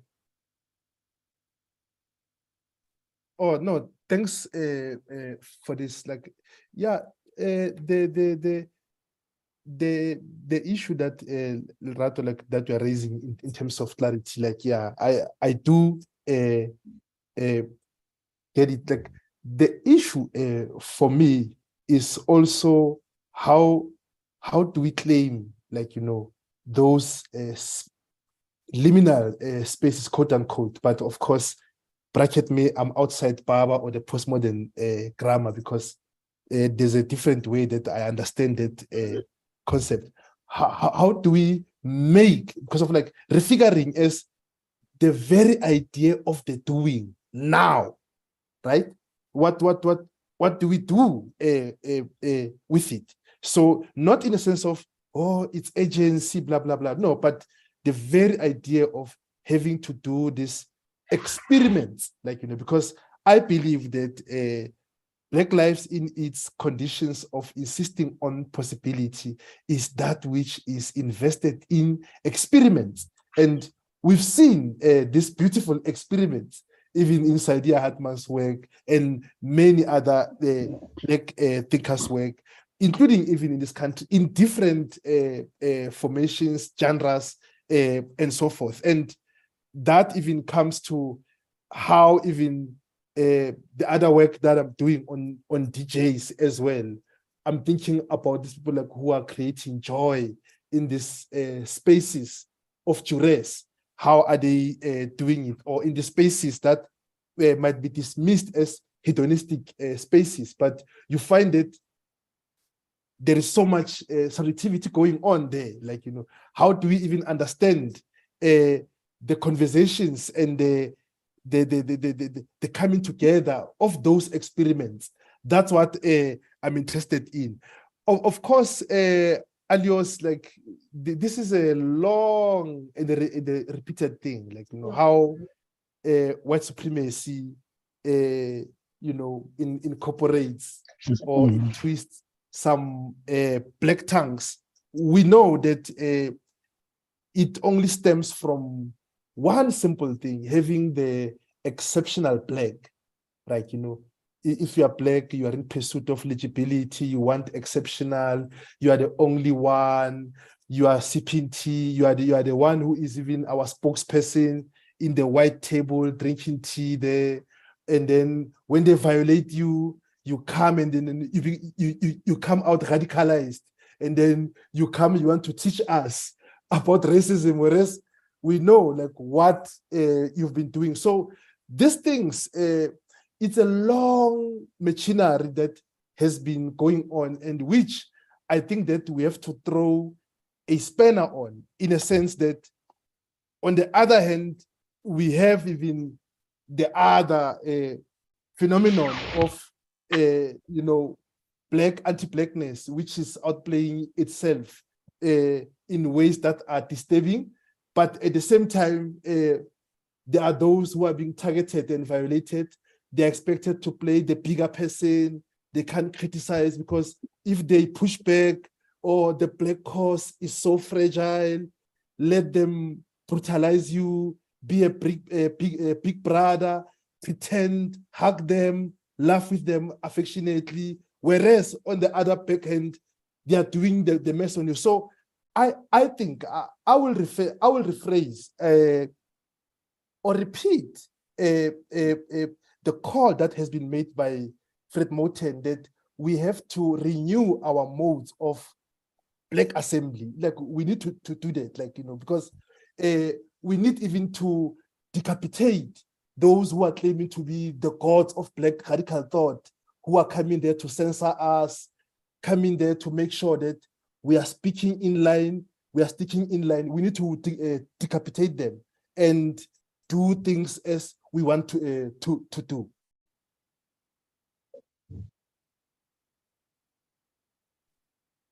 Okay, if there is no one else who wants to make No, she wants to say something. Who's that? I mean, I'll just make one interjection if that's okay, Fazil. Please go and ahead. it was in relation to the question that I asked Professor Sithole earlier, not in relation to decapitating people, which I don't think we want to do. Metaphorical. On this idea of seeing clearly, of that what Tiongo quote on seeing clearly. And the reason I asked you to speak more about how seeing emerges in this methodology of refiguring is particularly because of the clearly. And I don't know if and it's the clearly that I had a problem with, because we know in terms of Blackness and Black radical thinking, it's within the opacity, or what Winter would call seeing with your inner eye, right? It's against transparency, it's against clearness, sometimes even against comprehension. So you've been so insistent on being anti-purity, anti-Black singularity, anti-essence, that then to say that we need to see clearly, I'm a bit concerned about what the clearly does then for the possibility of opacity or, seeing with our inner eyes. That makes sense. Yeah, no. I completely agree with you. And this clearly is not that one way of seeing, like, we are going to see different things. And that's how, like, even like, I want us to stay a bit at the opening sentence in the aperture of the book. We need that, like, that those different ways of seeing. And with those inner eyes, we're going to see things different. And then we are going to pursue even this different project. There's no time for us to be invested in echo chambers. They've never worked. They failed. We've seen that, like, dismally so. There's no way that we need to even ingratiate in hegemonic discourses. They've provided that, like, they've proven to be important, like, if, like, I would say. So we need those interventions that are even going to be sensible to the very idea of having compassion towards each other. Not in the sense of, oh, I feel sorry for you, even though you are mediocre, you'll make it. No, but holding each other accountable, like, even the very idea of criticism, it has to reach its crystal level. We don't need praise singing and so forth, like, and we need to end. Hey, there is this toxic culture that is going on social media, but I'm glad that nobody is brave to face me straight, because it's like, it's something that I've spoken to you about. Like, I'm no longer invested in responding to those. I will only take those who are coming with scholarly intentions, the spirit of seriousness, not this, oh, Tendai writes crap, he must stop writing books, and then say someone who cannot even write a journal article, or maybe like an opinion piece. So we don't need those, like, now. We can't be invested in that, because these things are delaying the project, and the machinery of white supremacy is disciplining us. Like, you are seeing that in our institutions, whites are now becoming very comfortable. That thing on decolonization, it's gone. We are going back now to critical theory, but we're gonna do it within the realms of race denialism. It's much more complex than that. You are not sophisticated, blah, blah, blah. So there's a lot of work ahead of us. And this is the the project that I want us to be invested in our various ways of thinking. Thank you so much, Tendai. And I also want to thank dearly Mnet, Mushibudi, and Victoria for your really responsible reading of the book. I absolutely personally also recommend the book, and it's powerful in many ways. It's impossible in many other ways, and it's anarchic in resisting understanding, indeed. We wish you best, Tendai, and we look forward to your forthcoming book. I wish you all a good time wherever you are, and we'll be in touch. Thank you, colleagues. Ciao. Thank Yeah. you, everyone. Thank you. Thank Bye. you. Thank you. Bye.